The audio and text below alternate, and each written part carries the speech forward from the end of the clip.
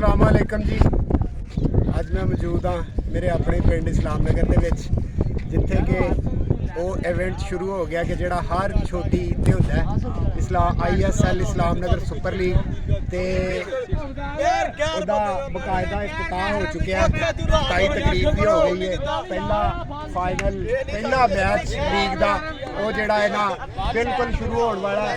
ਰਾਸ਼ਦ ਇਸਲਾਮ ਨਗਰ United ਦੀ ਨੁਮਾਇੰਦਗੀ ਕਰਨਗੇ ਤੇ ਅਦਨਾਨ ਕੰਵਲ ਇਸਲਾਮ ਨਗਰ ਕਿੰਗ ਦੀ ਨੁਮਾਇੰਦਗੀ ਕਰਦੇ ਨੇ ਤੇ ਅਸੀਂ ਅਦਨਾਨ ਨੂੰ ਮਿਲਾਂਗੇ, ਉਹਨਾਂ ਕੋਲੋਂ ਪੁੱਛਾਂਗੇ ਕਿ ਤੁਹਾਨੂੰ ਇਸ ਮੈਚ ਦੇ ਬਾਰੇ ਕੀ ਤੋਂ ਪਹਿਲੇ ਸਾਰਿਆਂ ਨੇ ਪਹਿਲੇ ਇਸਲਾਮ ਨਗਰ ISL ਦੇ ਜਿਹੜਾ ਜਿਹਨਾਂ ਦੀ ਬਹੁਤ ਸਾਰੀ ਕੋਸ਼ਿਸ਼ ਕਾਵਿਸ਼ ਹੁੰਦੀ ਹੈ ਕਿ ਇਹ ਇਵੈਂਟ ਬਿਲਕੁਲ ਨਾ ਰੁਕੇ।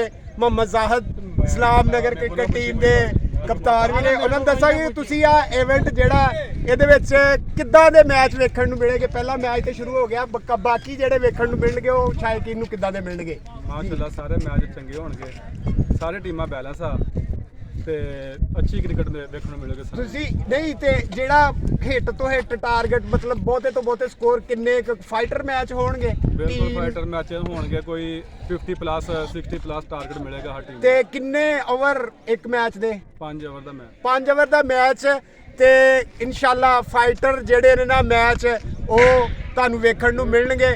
ਤਾਂ ਲਾਈਵ ਜ਼ਾਹਿਦ ਭਾਈ ਦੇ ਪੇਜ ਤੋਂ ਜਿਹੜਾ ਬਿਲਕੁਲ ਲਾਈਵ ਨਜ਼ਾਰਾ ਉਹ ਵੇਖਿਆ ਵੀ ਜਾਏਗਾ ਇਨਸ਼ਾਅੱਲਾ। ਸਾਰੇ ਵੇਖੋ ਨਾਜ਼ਰੀਨ ਅੱਗੇ ਵੀ।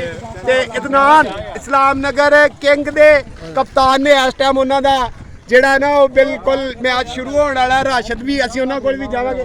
ਕੀ ਤਵੱਕਾਤ ਨੇ ਤੁਹਾਨੂੰ ਇਸ ਮੈਚ ਦੇ ਬਾਰੇ ਕਿ ਇਨਸ਼ਾਅੱਲਾ ਸਬਸਕ੍ਰਾਈਬ ਦੀ ਰਿਕਵੈਸਟ ਵੀ ਕਰ ਲਾ, ਸਾਨੂੰ ਲਾਈਕ ਕਰੋ ਤੇ ਸਬਸਕ੍ਰਾਈਬ ਕਰੋ।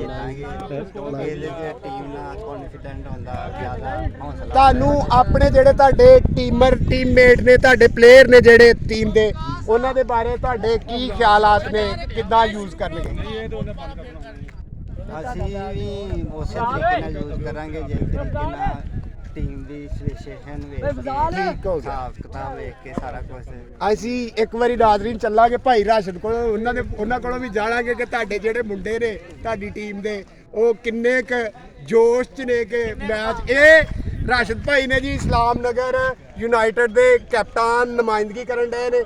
ਇਹ ਸੀਜ਼ਨ ਜਿਹੜਾ ਹੈ ਨਾ ਇਹ 6ਵਾਂ ਸੀਜ਼ਨ ਹੈ ISL ਦਾ ਤੇ ਮੇਰਾ ਖਿਆਲ ਹੈ ਕਿ 3 ਰਾਸ਼ਦ ਭਾਈ ਤੁਸੀਂ ਜਿੱਤੇ, 3 ਜਿੱਤੇ ਤੇ ਜਿਹੜਾ ਪਿਛਲਾ ਜਿੱਤਿਆ ਉਹ ਵੀ ਰਾਸ਼ਦ ਭਾਈ ਦੀ ਕਪਤਾਨੀ 'ਚ ਜਿੱਤਿਆ। ਟੀਮ ਦਾ ਨਾਮ ਉਦੋਂ ਪਤਾ ਨਹੀਂ ਕੀ ਸੀ, ਯੂਨਾਈਟਿਡ ਹੀ ਸੀ ਸ਼ਾਇਦ।